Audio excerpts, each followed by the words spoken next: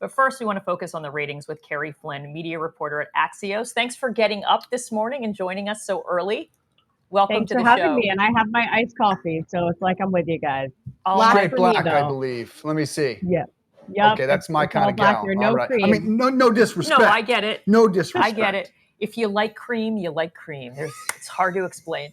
Kerry, help us break down the broadcast audience ratings first. I know we talked about the ones that were on streaming and YouTube, but what about the broadcast audience?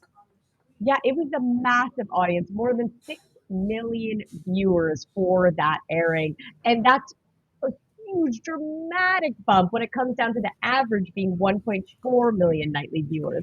1.4 million to 6 million. Massive. And as you guys noted, that excludes about 25% of the local station. So massive when you think about that. But to be honest, I'm not surprised because I anecdotally am one that I'm not up at 11:30 necessarily watching late night anymore, and I'm part of a trend where a lot of us are not tuned in that late. So the fact that there was clearly this dramatic spike aided by the event dynamics, right? The controversy, the media attention, people were all tuned in real time wanting to see what Jimmy Kimmel had to say. All right, so what's the YouTube number at? And give us some perspective on how big that is.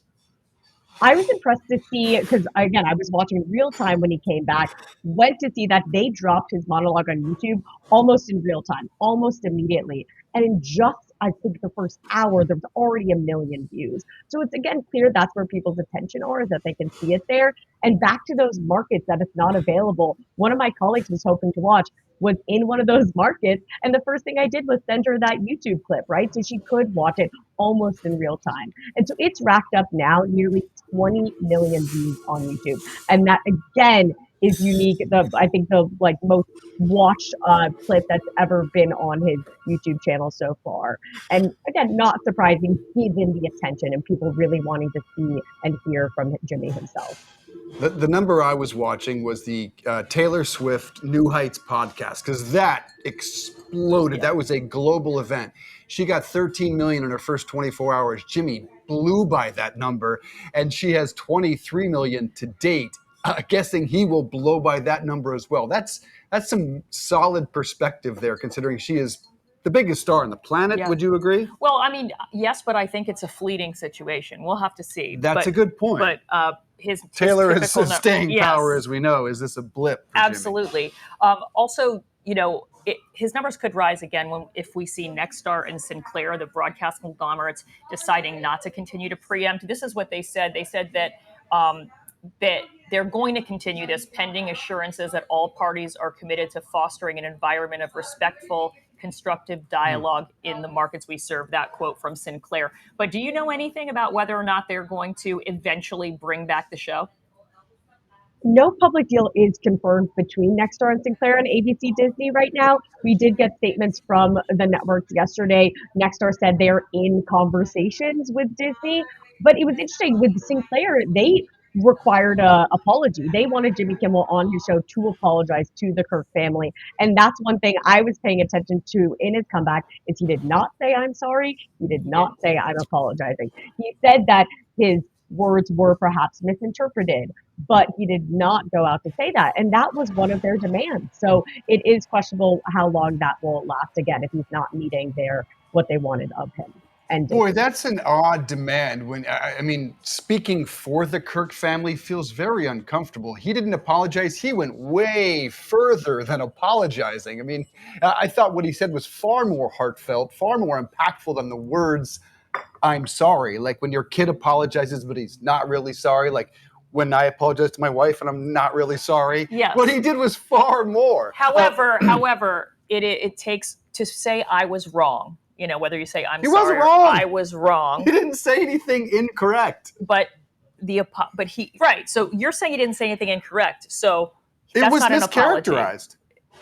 It's not. But if I hurt your feelings, if I we might have a debate if here. I came in today and I said, "Wow, you look tired from the weekend," damn right, and I would say you're right. Your oh no, you got to go way deeper than that. Don't I need to say to you, "Hey, I'm sorry"? No. Not.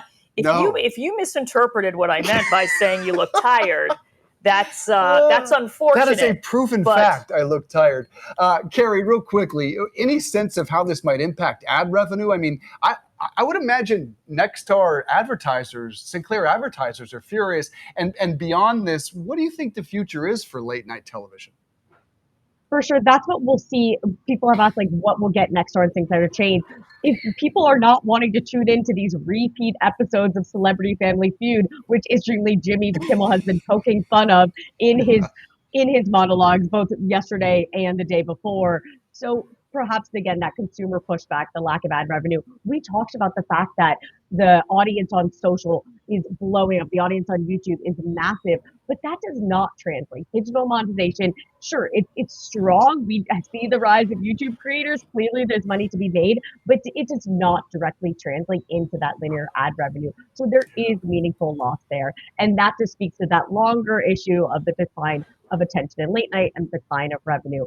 Jimmy and also Stephen Colbert, when they, when he was talking about what's happening to him, is saying it's not just him who's being affected. There is a team of 200 people who work for him. And that's part of the issue is like, that's a lot of salaries, right? And that's hard when you're not bringing in enough money. So again, that speaks to the issues and really that late night is dealing with overall. Yeah, and whether or not she was telling the truth, I'm not sure. But Miriam Adelson, excuse me, the former chairperson of Paramount, chairwoman, Sherry Redstone? Sherry Redstone told Axios in an interview just the other day that the decision to fire Colbert had been made months prior and was strictly a financial decision. I'm not sure if that was the truth, but that's what she told Sarah Fisher. So maybe this category is in deep trouble. I'll just recommend one of my favorite TV shows is Hacks on HBO Max, and they have done a great job showing this tension. And it's actually interesting. Last night, I remember that Jimmy Kimmel starred in Hacks this last season. So a good content recommendation to you guys that really speaks to the changing dynamics of the media. That I love. Appreciate the tip. That's hilarious. It was really great to have you on the show, Kerry Flynn. Thanks for getting up and joining us this morning, media reporter with Axios.